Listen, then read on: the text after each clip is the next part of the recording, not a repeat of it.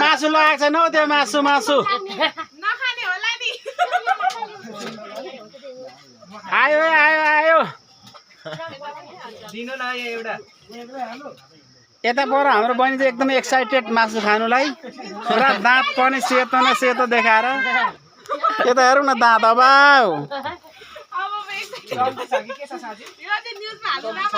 excited एकदमै ओहो चिसोमा ल टक्क हाम्रो चाहिँ बिटामा खसीको मासुको व्यवस्था हुन्छ यहाँ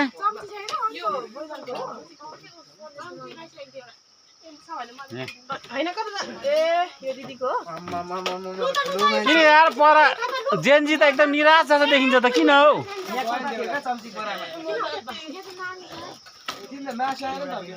मासु ए ल ल ल त्यो एउटा आयो आयो आयो आयो आयो ल मेरो आइसक्यो है मासु आइसक्यो मासु धन्यवाद धन्यवाद